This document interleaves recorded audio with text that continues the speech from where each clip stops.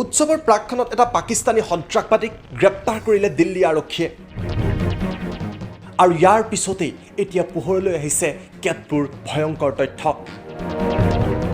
দিল্লীত কুটাঘাটৰ চেষ্টা কৰিছিল পাকিস্তানৰ এই সন্ত্ৰাসবাদীটোৱে 15 বছৰ ধৰি ভাৰততে আছিল পাকিস্তানী সন্ত্ৰাসবাদীটো এই সন্ত্ৰাসবাদীটোৰ নাম হৈছে মহম্মদ আশৰাফ কিন্তু মহম্মদ আশৰাফে ভাৰতত সম্পূৰ্ণ গোপন পৰিচয় লৈছিল নাম লৈছিল আলী আহমেদ নুৰী ৰূপে আৰু ইয়াৰ পিছত ভাৰতত থাকি চলাই গৈছিল বিভিন্ন অপৰাধজনিত কাৰ্য বাংলাদেশৰ পৰা শিলিগুৰি হৈ ভাৰতত প্ৰৱেশ কৰিছিল মহম্মদ আশৰাফে ভাৰতত এগৰাকী ভুৱা মৌলানা হিচাপে আছিল মহম্মদ আশৰাফ কুৰাণৰ আয়াত গাই ৰোগীক বেমাৰ ঠিক কৰি দিয়াৰ কথা কৈছিল মহম্মদ আশৰাফে কেৱল সিমানেই নহয় এগৰাকী ভাৰতীয় মহিলাকো বিয়া কৰাইছিল এই পাকিস্তানী সন্ত্ৰাসবাদীটোৱে অৱশ্যে এই মহিলাগৰাকীক এৰি সেই স্থানৰ পৰাও আঁতৰি গৈছিল মহম্মদ আশৰাফ इसने कुछ नाम से कवर ले रखा था कि ये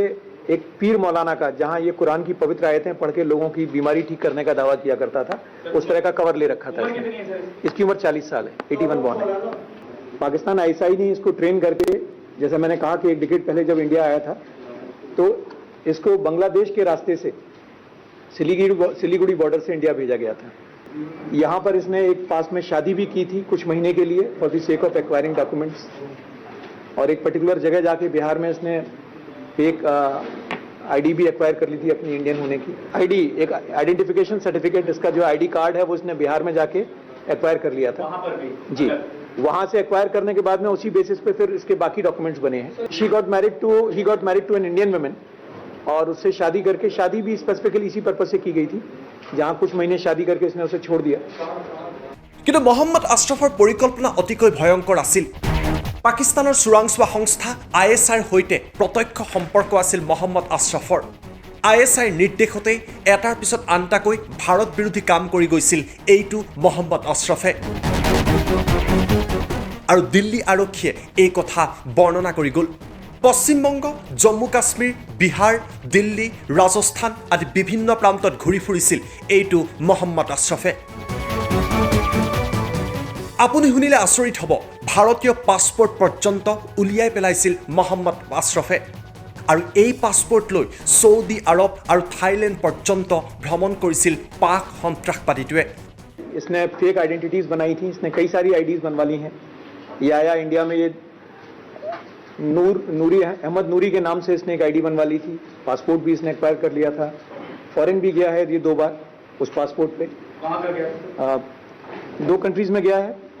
सऊदी और थाईलैंड गया है जैसा पता चला है using the Indian passport which he had acquired বিহাৰৰ পৰা ভাৰতৰ পৰিচয় পত্ৰ উলিয়াইছিল মহম্মদ আশৰাফে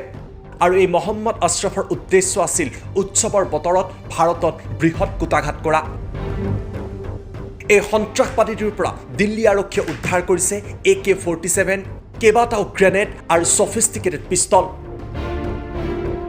আইএছআই নাছিৰ নামৰ এজন ব্যক্তিৰ মতে মহম্মদ আশৰাফে সকলো কাম কৰি আছিল আইএছআই স্লিপাৰ সেল হিচাপে ভাৰততে আছিল এইটো মহম্মদ আশৰাফ इसके इंस्टेंस पे AK-47 मैगजीन्स पिस्टल्स 2 और कार्ट्रिजेस और एक ग्रेनेड रिकवर किया गया है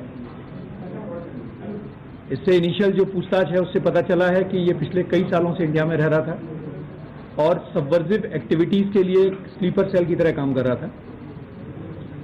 इसने इनिशियल पूछताछ में ये भी बताया है कि पास्ट में भी ये जम्मू कश्मीर और रेस्ट ऑफ इंडिया में कई टेरर एक्टिविटीज़ में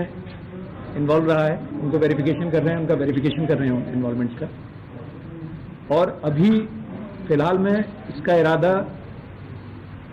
जो इसको टास्किंग की गई थी वो की गई थी कि ये एक कोई टेरर एक्टिविटी इसको कैरी आउट करनी थी जगह करने के लिए पहुंचवाए गए थे इसकी हैंडलिंग पाकिस्तान आईएसआई कर रही थी দিল্লীৰ লক্ষ্মীনগৰ অঞ্চলৰ পৰা আৰক্ষীয়ে মহম্মদ আশৰাফক গ্ৰেপ্তাৰ কৰে আৰক্ষীৰ জেৰাত ইতিমধ্যে বহু বিস্ফোৰক কথা প্ৰকাশ কৰিছে মহম্মদ আশৰাফে মহম্মদ আশৰাফৰ প্ৰকৃত ঘৰ হ'ল পাকিস্তানৰ পঞ্জাবৰ নৰৱাল অঞ্চলত এই নৰৱালৰ পৰাই মহম্মদ আশৰাফে ভাৰতলৈ যাত্ৰা কৰিছিল আইএছআইয়ে প্ৰশিক্ষণ দিছিল মহম্মদ আশৰাফক উদ্দেশ্য আছিল ভাৰতত সন্ত্ৰাস বিয়পোৱা মহম্মদ আশ্ৰফ ধৰা পৰাৰ পিছতেই এতিয়া এনে বহু পাক সন্ত্ৰাসবাদী ভাৰতৰ বিভিন্ন প্ৰান্তৰ পৰা ধৰা পৰাৰ সম্ভাৱনা আছে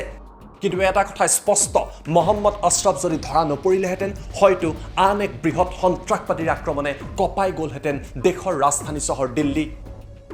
ব্যুৰ' ৰিপৰ্ট টাইম 8